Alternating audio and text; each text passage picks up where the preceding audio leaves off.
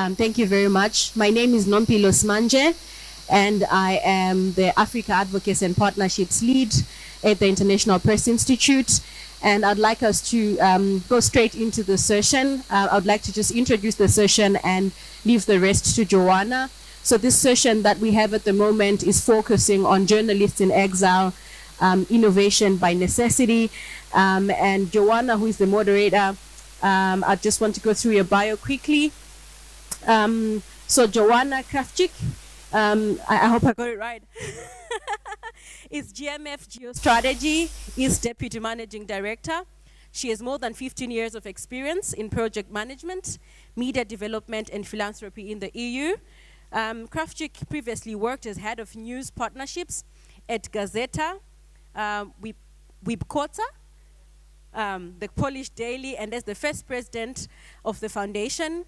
In the latter role, she oversaw the Ukrainian Media Fund, which provides financial support to Ukrainian media and journalists, Poland's first investigative reporting grant scheme for regional journalists, and a development program for local media.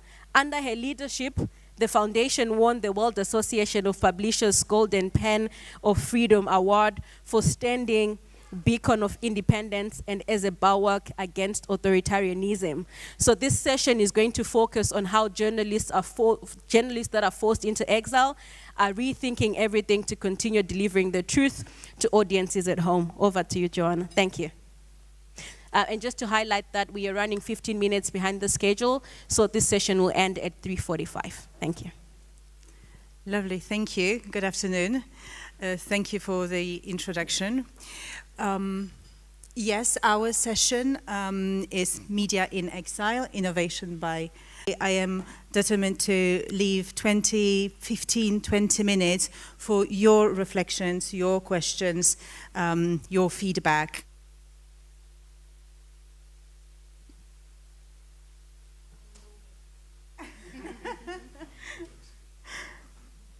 And now, okay. I haven't been silenced for long, thank you. Great, so in this panel we would like to shine some light on, firstly, challenges that journalists, editors, and generally media organizations, media people face after being forced to move fully or partially from their home countries due to repression or conflict. And then also we would like to have a look at some solutions and innovations that accompany you in your daily work. And I'm really honored to have today with us Aleksandra Pushkina, who is one of the founders and communication director of Belarusian news sites Zerkalo, and you're operating right now from Vilnius, if I'm not mistaken. Yes. Okay, wonderful to have you Thank with you us. so much. And Roman Anin, you are the co-founder and editor of Russian iStories, and you operate from Prague. Great to have you here. Christoph Plate, director of the media program Sub-Saharan Africa of the Konrad Adenauer Stiftung, and you are based in Johannesburg, exactly. And Hasab Danish Ali Kozai, the chief of Voice of America's Afghanistan service. Wonderful to have you with us. And last but not least, Kin Maung Win, journalist and consultant working for Mizima TV network, which is Myanmar, but you operate right now from Thailand. Exactly. I'm really honored that you are with us today. And without further ado, I would like to start with the situation just around the corner. And I would like to ask you, Aleksandra, and you represent the largest independent media in Belarus, Zerkalo, like I already mentioned, and it does operate in exile. Could you tell us the story of Zerkalo? And could you tell us the story of your multiple relocations? Hello everyone, thanks for your invitation. Yes, I represent in Zerkala, it's mean the mirror, and it's not my first media. When we was in Belarus, we called stood by. It's a famous, largest independent Belarusian media, which worked more than 20 years. But after elections 2020, authorities destroyed our media and detained 15 my colleagues, including editor-in-chief Marina Zolotova and CEO Lyudmila Chekina. Now these great women have a sentence, big sentence, 12 years for each. And after that, the big part of our team went to Kiev in Ukraine and created new media, Zerkala.io. So we worked in Ukraine, but after war was started, we went to European Union and now based in Lithuania and Poland.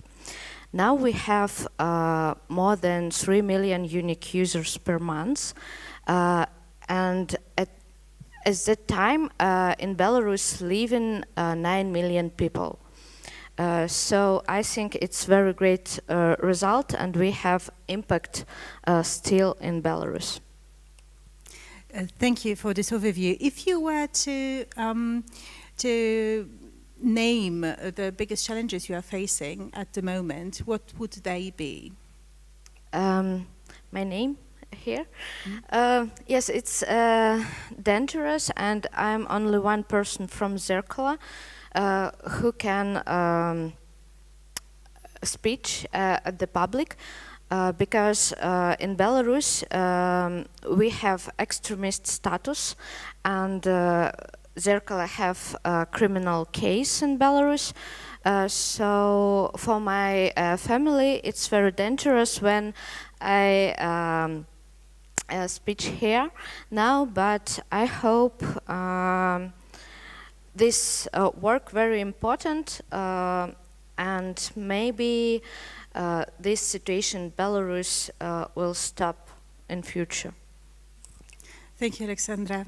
Let's stay in the region for a little longer. And now, Roman, over to you. You are an investigative reporter who shed a light on Russia's corruption, and you demonstrated how it reaches far beyond its borders. And you are also well known for many collaborations. You worked at Panama Papers. You also won the Pulitzer Prize for this group work in 2017. It's not the only award, but I'm just mentioning this one. I didn't win it. It was the project. It was the project, like it was. Yes, it was a group victory. So, since we are talking a bit about challenges, how do they look like from your perspective? Well, I mean, there are like so many of them that, as in Alexandra's case, so that, I'm not sure that we'll be able to list all of them, but let me try to list the most important. Well, first of all is, of course, security.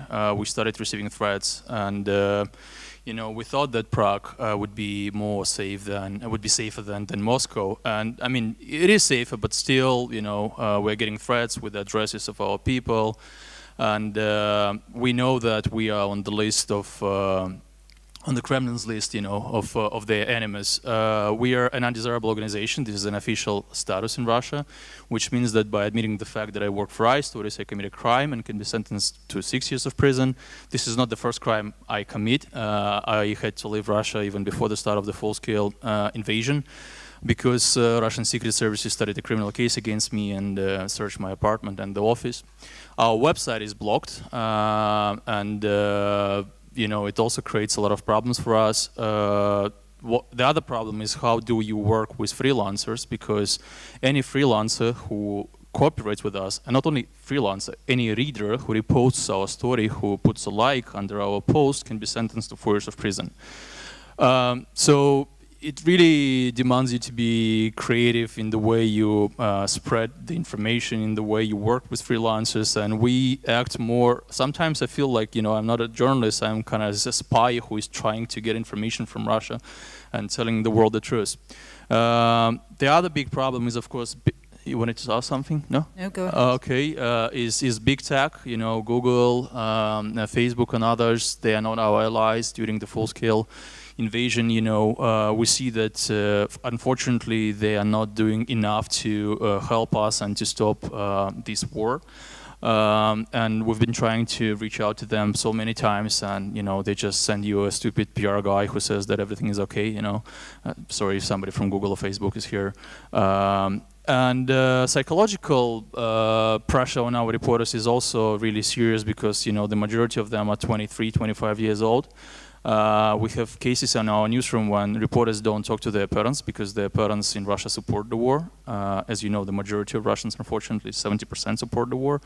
And reporters don't talk to their parents. And I really admire them because they had to make this really difficult decision, that you leave your country, you leave your parents because you believe in something. You believe that, in your mission and in your work. And probably the last, but not least, in this kind of list of psychological problems, it's really difficult to work when you understand that the majority of people you try to persuade, you try to inform, actually think that you are a traitor. So when you try to tell people that Russia is committing horrible war crimes in Ukraine and people don't trust you, they don't treat you, and they say no, you're inventing everything, you work for Ukrainians, and you're like, it's really hard. So these are the major, but not all of the challenges that we're facing. And I would like to follow up just for 1 minute on the last one you mentioned, because trauma issue is something that we do not discuss very often when meeting in media field amongst media people. But I do believe that this must be one of the greatest challenges to actually lead a group of people, lead your team who is basically traumatized because of the situation both in Russia and also these family issues you just mentioned. How do you cope with it as a leader of your group? I don't have any other options, as well as all of my colleagues. Honestly, my situation is really complicated because by nationality I'm Ukrainian. I was born in Moldova, and I'm the citizen of Russia, and all my family members actually are Ukrainian except my parents, and I know how they suffer, in Odessa, in Irpin, in Kharkiv, and in many other cities. And I feel responsibility as a citizen of Russia, and my reporters as well. We look at Ukrainians, we see how brave they are, and how they kind of defending their dignity and freedom. And we think that we don't have right to say that, we're exhausted or that we can't continue our work. So they inspire us. Thank you, Roman. This is very thought-provoking, actually. Maybe we'll come back to this in the second round. But now I would like to zoom out a bit out of Europe and have a more global perspective. And we have with us Christoph, who runs CAS Media Africas. And you have worked with exiled journalists in that continent for many, many years. And could you tell us a bit about specificities of working with media, especially exile media, in Africa? What are the main challenges there, probably different from the ones we are facing here in Europe? Yeah, thanks very much, Joanna. CAS Media Africa has been assembling stories from exiled journalists on the African continent. Very often I think when one thinks about exile, excuse me, when one thinks about exile in Europe, one thinks maybe about Russia, now Ukraine, Turkey, maybe Iran, but not necessarily about Africa, because we've all heard about democratization in Africa. We all hear that when you go to Kigali, the capital of Rwanda, you can access anything on the internet, even the essays by the opponents of President Kagame. So there must be freedom of speech and freedom of thought and all that. However, despite these technical possibilities, there are many, many countries on the African continent that make life for their journalists who consider themselves as critical commentators and gatekeepers difficult and force many of them into exile. So we asked 16 of them to write about their experiences in the 80s and 1990s. And we published them in this book. I brought a few copies there. At that table where everybody got registered, there should still be a few copies. And the main challenges, I think, for them are pretty similar to, apart from the technical challenges and the organizational and existential challenges, it's the absence of the language that one likes to speak and that one uses. And we know of many journalists, for example, who are in exile from Somalia, elsewhere on the African continent, who cannot necessarily speak and write in Somali then. But it's also very practical things, you know, you're missing, and many of them write about it, grandmother's voice, or you're missing her cooking, you're missing your, I mean, very existential things. And many, and the majority of these journalists who are writing in this book are living in exile on the African continent, so they live in other African countries.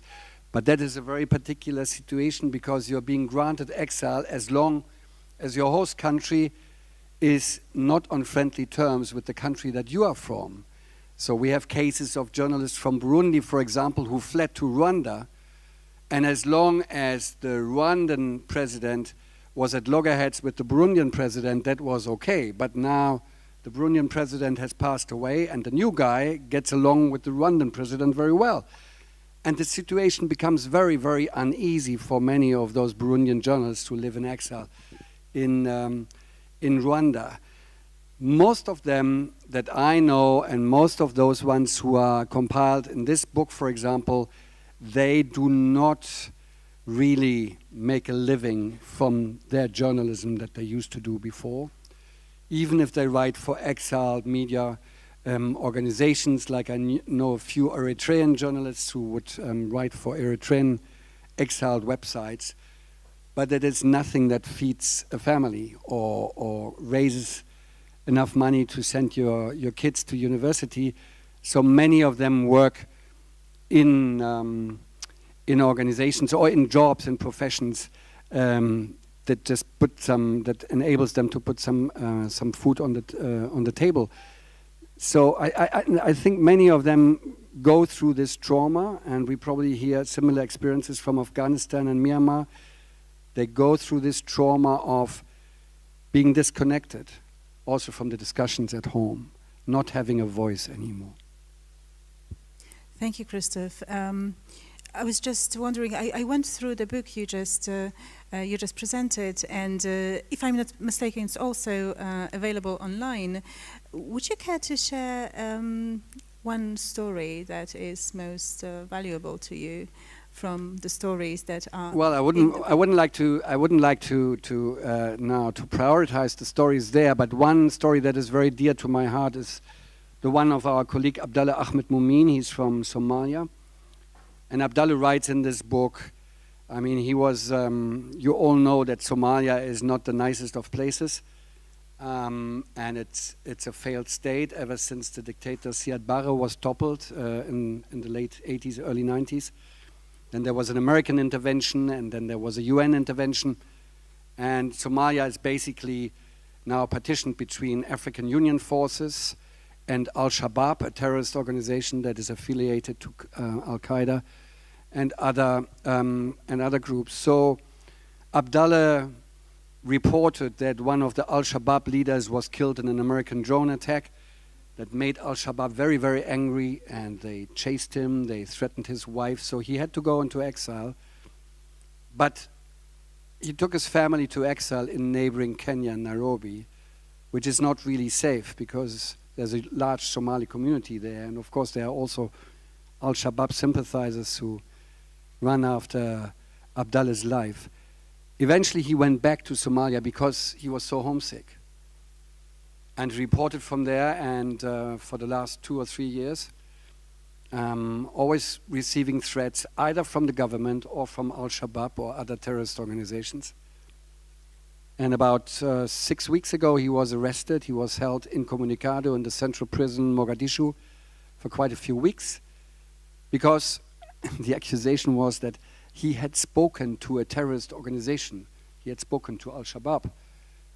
As a journalist, of course, you have to do that. But that was contravening Somali law. So he eventually managed to run away, to flee prison. He got to Kenya, and he's now in the United Kingdom.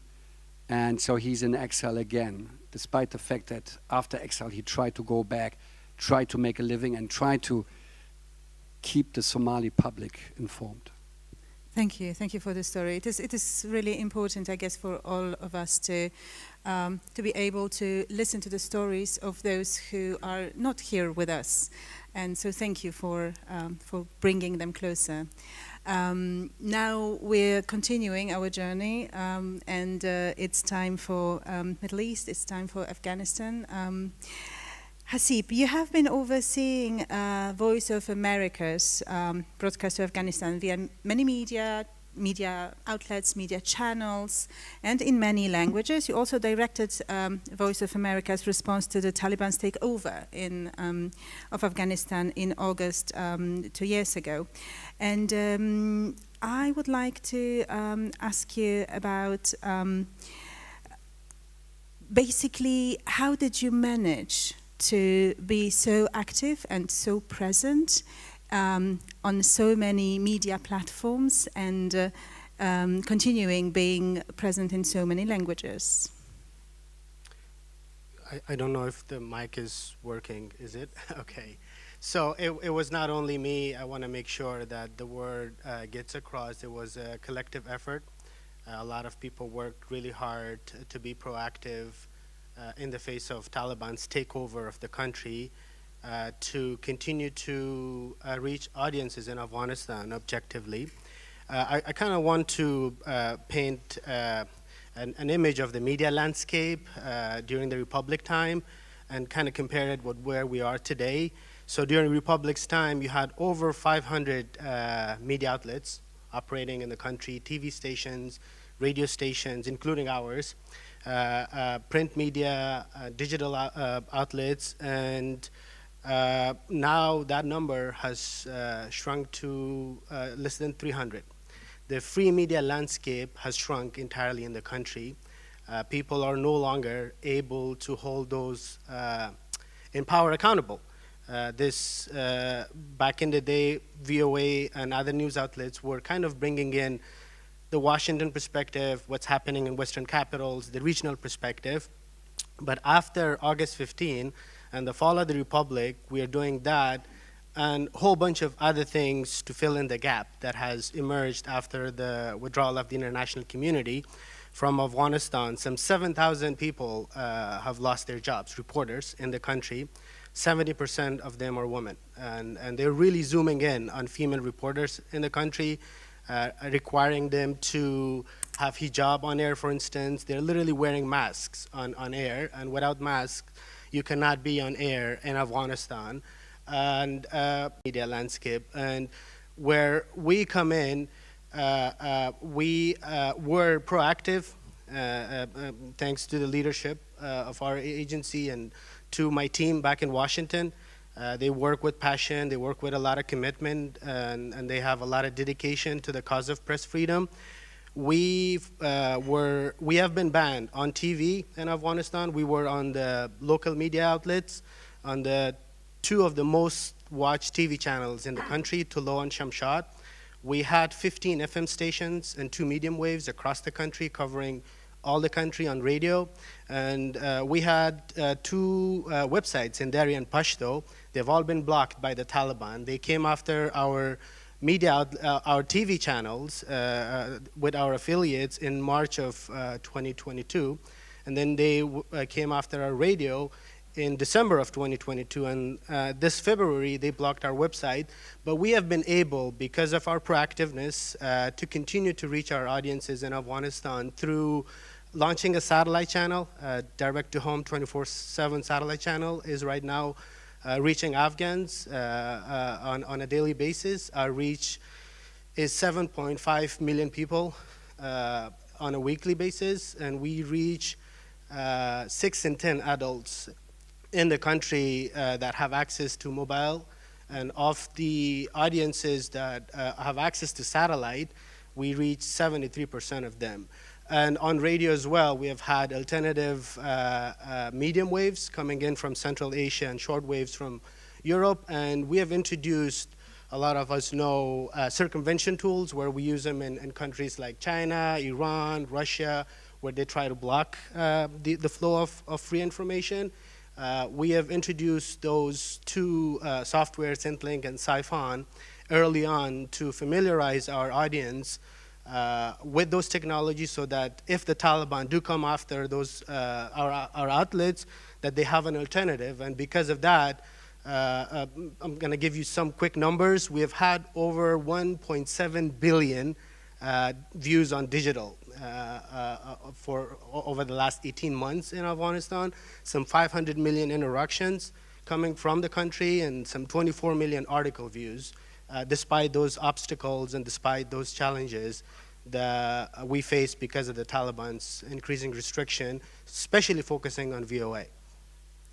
Thank you. This is really inspirational and very, very impressive. And I would love, and I'm sure all of us would love to hear a bit more details about, the specific tools, specific actions, specific, maybe even projects that added up to your success. But let's postpone it for another 5 minutes, because now I would like to again change the location and go to Myanmar and to have a closer look at the TV broadcaster Mizima, which is represented today by Kin Maung Win. And Mizima is the leading source of news on post-coup Myanmar, and like, of course, many other Myanmar independent media outlets, it is facing enormous challenges. And instead of talking about them, we will see a video now.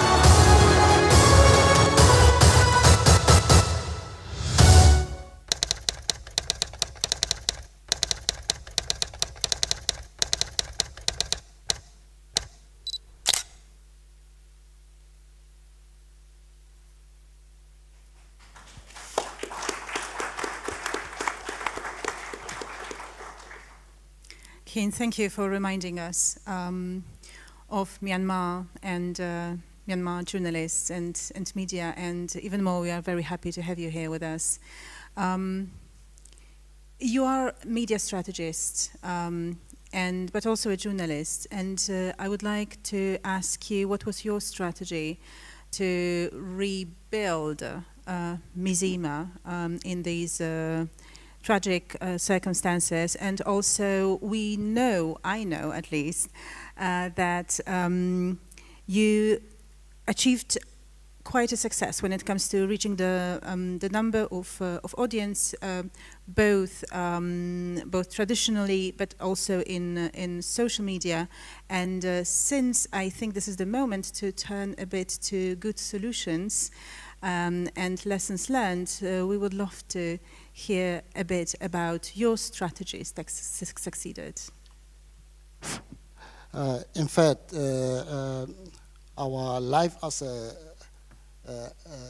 Exile journalist is the second time. This is my second life as an Exile journalist. The first life was between 1992 to 2012. We lived in exile for 20 years. And then last 10 years, there is a small opening in the country, we went back. Then, 2 years ago, there was military coup. So all the independent media, including Mizima, and my colleague from Myanmar now is also here, award winning. He is going to receive the Pioneer Award this evening.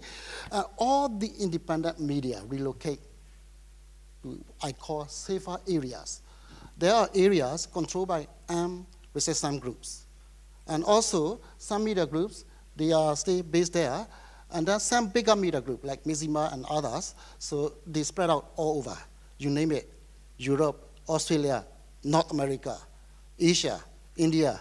So Mizima has operation sites in several countries. So the junta unplugged, the broadcasting technology. So previously, Mizima and others broadcast terrestrially within the country. On the day of coup, they unplugged. So we have to rely on satellite broadcast. Now Mizima, diversifying the platforms. Satellite TV, shortwave radio, and FM radio, online, website, and everything. Thank you, Hasib. Do you see any resemblances to your work? Because I have a feeling that both the usage of media is similar, but also the strategies of how to reach the audience might be similar. Could you tell us a bit more about how you managed to achieve such an impressive results when it comes to building your audience? So in the case of Afghanistan, we're looking forward to that opening again so that we could go back. The situation in Afghanistan is pretty fluid as far as free media landscape is concerned. We have mentally prepared our teams to have the required agility to kind of respond to that unpredictable media landscape in the country. But I think what did it for us was being proactive. We were aggressively promoting the alternative frequencies that we had, whether it was for our medium waves on radio or our newly satellite channel that was launched months in advance of Taliban's crackdown on media, or our circumvention tools. We tried to introduce those tools, alternative tools, in some cases a year in advance of Taliban cracking down on our media outlets.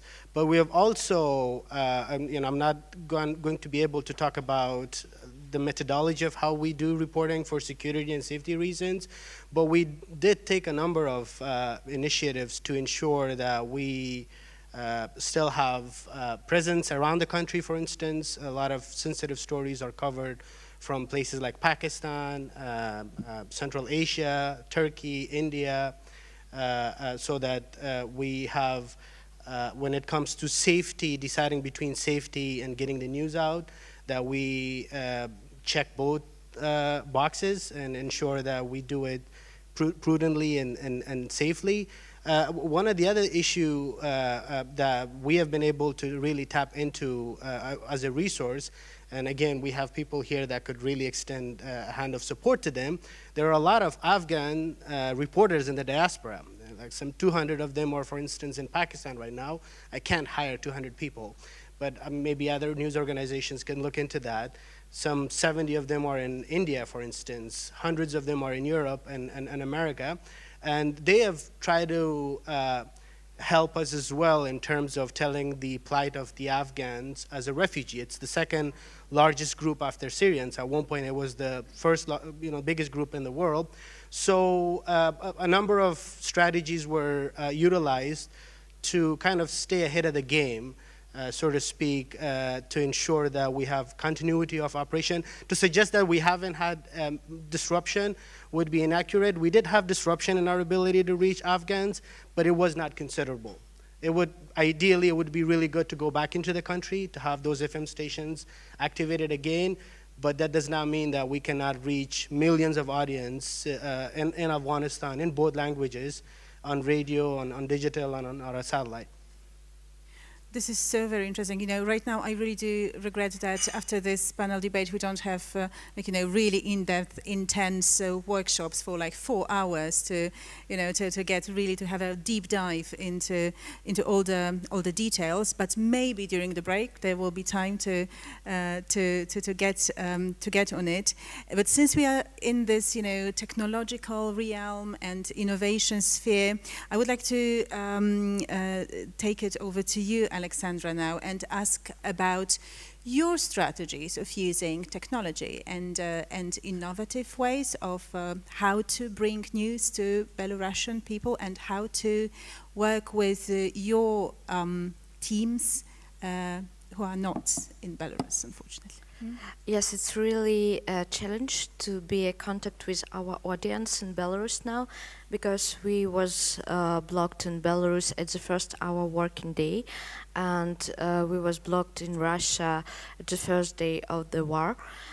So now we're working like a multi-platform. We have a website, we have applications, we have a social media account, whereas we have 2 million subscribers. We have messengers and 3 YouTube channels, whereas we have near 45 million views per month. So it's a first step. Another step it's technology. So we know that automatic system are blocking us when see the words Zerkala in our domain. So we change in our mirror links some letters, and now we're available for our viewers in Belarus more than 18% of time. So we have applications for Android and iOS, and we used the technology named New Nude. Its technology help us to download the information to the end users, not only from our servers. Especially it's download from the another devices from another users. So now in our applications we're available for our viewers at 100% at time. Yeah, but now we focus on a recommendation system on our video platforms. For example, it's YouTube, of course, TikTok, and Reels on Instagram. Because, for example, in Belarus, very dangerous to be our subscribers. If you have our applications, you can go to prison on a day. But when you're sharing information, you will have a criminal case. So recommendation system for us, it's very good solution now. And for example, our YouTube show with political analytics, analytic Artem Schreiben, get to top chart on Belarusian's YouTube. At the same time, in top Belarusian YouTube, now Russian pop culture only interview with artists, some stand-up show. So our third position, I think it's successful. Congratulations on that. Thank you. And since we are in the subject of success stories, I would like to turn to you, Roman, and to ask you about the things you managed to achieve in your difficult exile journalistic work. What are the things, the tools, the strategies that actually worked for you and brought you and your team, because it's always a collective effort, to the goal you always wanted to achieve or a success? So I would focus on two kind of lists, but they will be short. Content list and technology list. So content list, when the war started, we asked ourselves what we can do because, you know, before the start of the full-scale invasion, iStories was a classic investigative media outlet. We were writing about corruption, about organized crime in Russia, and then we suddenly realized that, well, why to write about corruption during the war when the corruption is actually your ally? The more they steal money, the less tanks they produce, so it's kind of stupid to follow corruption. And we decided to focus on hidden assets of Russian oligarchs abroad, on war crimes, and on how Russia avoids sanctions to import critical components for their military complex. And we are quite successful in investigating these stories. So some of our stories are not only viewed but on YouTube, and I'll talk a bit about YouTube later, by millions of viewers, but also they become evidence in the official investigation by the ICC and Ukrainian prosecutors. So everything we find, we share with the prosecutors in Ukraine and with the ICC, which again, before the full-scale invasion, you know, something that we didn't do. Also, we investigate those logistical chains that are being used by the Russian military companies and these intermediaries from all over the world, Hong Kong, you know, Uzbekistan, Kazakhstan, you name them, Belarus, they're also being added to sanctions lists, so we kind of disrupt those chains. So these are really great successes, and I'm proud of my team that they do this work. In terms of technology, as everybody, we had to be creative. You know, when they blocked our website, we decided to share not the links to our website, but actually to HTML files that are being hosted on Google Drive. Well, it's not Google Drive, it's Google Storage. So in order to block our website, they have to block the whole Google, which they haven't done yet for some reasons. We also realized that, okay, what platforms are still not blocked in Russia? And these were Telegram and YouTube. And we realized, look, I mean, we gotta use the platforms that are still available. I've never been a TV reporter, but we decided to pay more attention to YouTube, and our videos are being watched by millions and millions of Russians. You know, some videos by 7 million people, others by 3 million people. And all of these videos are about war crimes, about the life in Russia. And what is really important is that these videos are being viewed by people from the regions, not from Moscow and so St. Petersburg, but, you know, people from the regions like Irkutsk, Samara, Vladivostok, and many others. I'm really happy that you mentioned reaching out to audience that is not centered in big cities and in big towns. I do believe that, you know, regional, local access to media is one of the keys. I don't want to say the key, but this is super important and very often actually overlooked. Thank you for that. And I would like to finish our discussion before I give voice to you.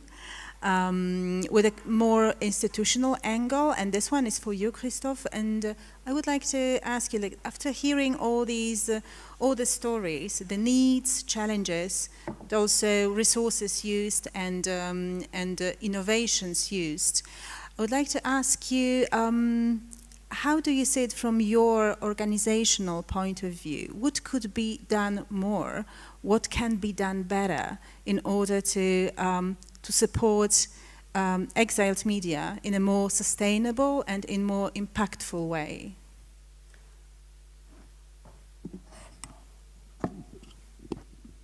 Yeah, thank you, Joanna. I think it's important, and that's why such discussions are so important, to really get away from the Eurocentric approach when it comes to exiled media. So, I mean, many of the European and American organizations that deal with this topic, they're very surprised when they hear like, oh, African journalists have to go into exile. Maybe they've heard about the one or the other Burmese or journalists from Myanmar or from Afghanistan, but from Africa, no. I mean, they thought this was something of the 1970s and 1980s. So I think a lot can be achieved if this Eurocentric approach is being changed. I think for us, people who have connections and influence in Western countries and governments and diplomatic circles and so on, it is very, very important to underline the importance if somebody has to flee a country and he happens to be a journalist who's being threatened, that diplomats of the European Union and the United States or Australia don't stand aside but do the needful. And we all know that it is based on very individual decisions. If a consular officer or if an ambassador is empathic and willing and so on, we can help journalists who need to go into exile. So I think that is of utmost importance, because we always hear at Exile media conferences about journalists from Azerbaijan and elsewhere who didn't make it right in time because some EU diplomats said, no, it's my weekend now, or whatever. So there has to be a change in approach. I do think that the technological components that are being used, they are also being used on the African continent, like distributing PDF newspapers by WhatsApp, or because many people, especially in the rural areas in Africa, they don't have these sophisticated smartphones, so you send them SMSs, which is a lot easier and a lot cheaper for them. So all these opportunities are there, but African journalism or African exile journalism in itself, I think, can only gain if it's being more incorporated into our whole concept of where in the world are people actually in exile because they are journalists, and I think that can be an achievement. Thank you, Christoph, and please do remember that you always have a friend at the German Marshall Fund of the United States to support your great work for exiled journalists in Africa, but also elsewhere. Thank you. So we would love to engage you into our discussion, and we do have a microphone here somewhere. Yes, we do. Fantastic. So, yes, stories, like reflections, questions. We have one lady here in green there, and then gentleman in the back. Should be on? All right. And sorry, we will just collect maybe 2-3 interventions from your side, from the audience, and then we'll try to respond to it. Hi, I'm Salem from the Voice of America. Thank you all for doing the work that you do. But I have one question for Roman Anin. I'm curious, and there's been an enigma about if Russians are really getting access to the truth. And I think that's a lot of people in the world are wondering if they're really exposed to what's happening because they're, watching state media. What impact have you measured or seen from your line of work? Do Russians come to you and say, I didn't know this before, thank you for enlightening us about what's happening in Russia? Okay, we'll park it here. Okay, we'll take another question, and then we'll focus on answers. Flemming Gade Nielsen from IMS. I have a question I would like to get input from more in the panel. But it's really, and thank you for sharing your stories, for your innovations, and the bravery that you're all showing in continuing ensuring access to information for people under military dictatorship, under repression. It's very impressive what you are doing. My concern is that, and talking very much based on our experience from Myanmar, is that right after the coup 2 years ago, we saw a lot of donor interest in supporting independent media. 2 years down the line, some people say Myanmar is a forgotten conflict. It's not. It's consciously overlooked. And I think we all need to be aware of this, and that there is a need to continue to highlight the importance of external support. It was done in the Messima video. I would just want to underline that. Based on this, I would like to hear from the panel if there are innovations, if there are new ways of securing viability, not only from donors, but also other means for surviving under repression, based on, again, the Myanmar experience. It's a collapsed economy. It's very difficult to fundraise. Media, independent media are banned. So it's a terrorist act to support them. So it's basically the diaspora which is left. But if the panel could please share experiences. Thank you. Thank you. Raman, the first one is over to you. Yeah, that's a very good and complicated question, and I gotta be honest. I believe that, and actually it's not only my belief, it's something that we see from the sociology, is that the biggest problem is actually not propaganda but apathy. And the question is that, you know, not if Russians have access to independent media outlets. If they want, I mean, they can access it. The problem is that they don't want, because when people are being asked what kind of media do you read and do you care in general, the most popular answer is that leave us alone. We don't want to know about it. We don't want to know about the war or anything. And it's unfortunately a very popular answer among the young audience as well as the people who are, I mean, older audience. Apathy is the biggest enemy, and we try to kind of persuade people and make them understand that if they don't care, you know, they will be poor, they will not live at all because their relatives will be recruited and sent to this, you know, horrible war and killed there. But people realize only when something bad happens. We had so many cases when, you know, mothers or sisters or brothers were getting back to us and saying, hey, you know, we didn't know that, but we're like, yeah, but we, you know, we wrote about it like millions of times. Don't go to the, you know, recruiting commissions. Don't go there. Apathy is worse than propaganda. Thank you, Roman. The second question was addressed to all of us, actually, to all of you, rather. So this question about viability, sustainability, how it can be kept on. So who would like, please? As I earlier mentioned, this is my second life as an Exile journalist. The first life was 92 to 2012, 20 years.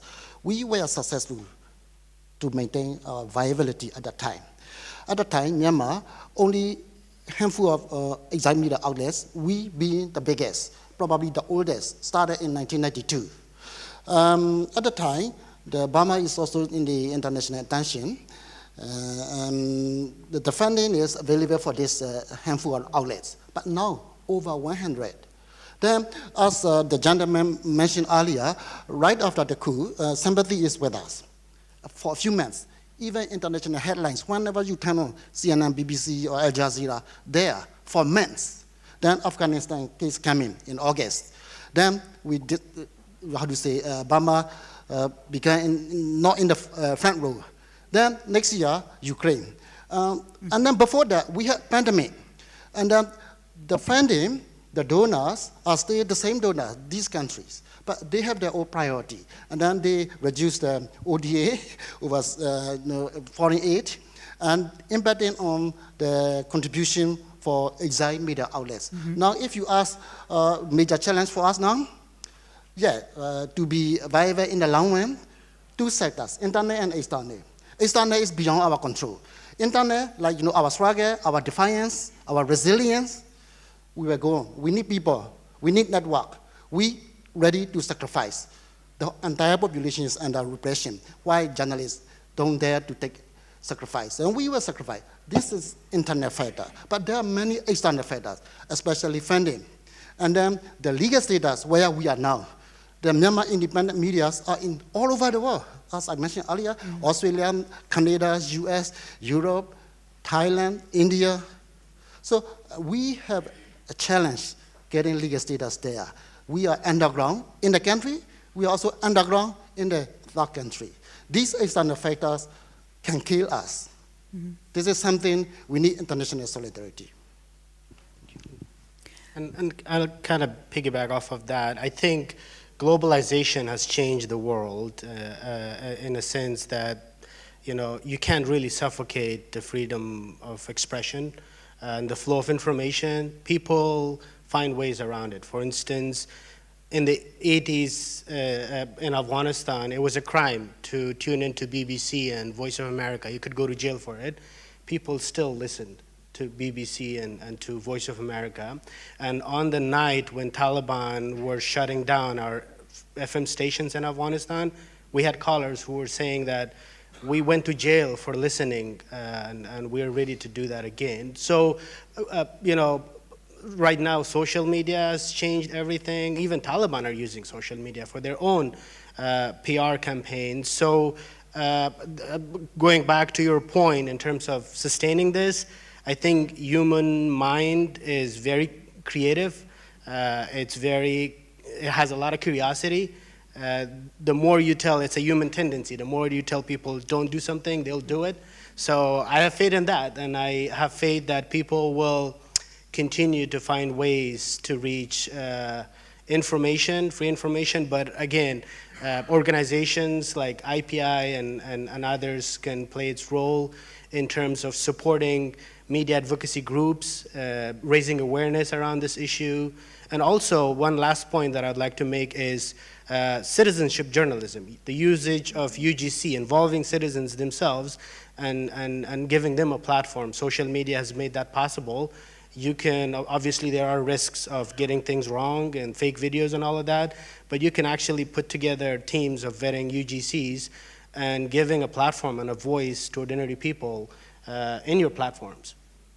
And we are here to help, that's true. Sure. And yes, one more question. Gentleman in the back in a striped blouse. Yes. Hi, my name's John Allen. I'm from Kenya. Very interesting conversation, and kudos to all of you for all of your bravery. I want to ask a question to each of you, I think, which is a flip of a question that was asked prior. So we've spoken about the difficulties in each of your reporting environments, but I want to know what the most consistent sources of solidarity are for each of you, as various media houses reporting in very constrained environments. And what's the conversation like between you and those sources of solidarity in helping you innovate around the challenges that you have? Thanks. What a great question also to wrap up on our conversation. I would love to hear answer actually from each of you. What are the sources of solidarity that are enabling you going on? Whoever? Well, maybe I can quote Abdallah Ahmed Momin again, who says that of course finances are important in order to run his media house in Somalia and all that. But the most obvious sources of solidarity, and IPI has also campaigned for his release when Abdallah was arrested a couple of weeks ago, are these WhatsApps or Signal messages from colleagues all over the world,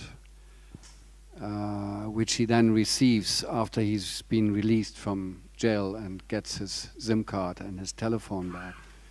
And he knows that they are trickling in even while he's in jail, but it is extremely important. Also for his family, who doesn't want him to ever go back to Somalia, and his Somali kids tell him that we hate this country and we don't want our daddy to go back. So this kind of solidarity, I think, is extremely important. Thank you, Christoph. Anyone would like to add anything to end up? I would like to add that the cause of free press, truth, is extremely powerful, that people unite around it. And in our case, for instance, when we saw darkness coming into Afghanistan as far as free press is concerned, I saw an extraordinary level of passion, commitment, and dedication in my own team. People were going above and beyond to make sure that we tell the truth to our audiences. And even people in the region that report to us are going through enormous risks to do that.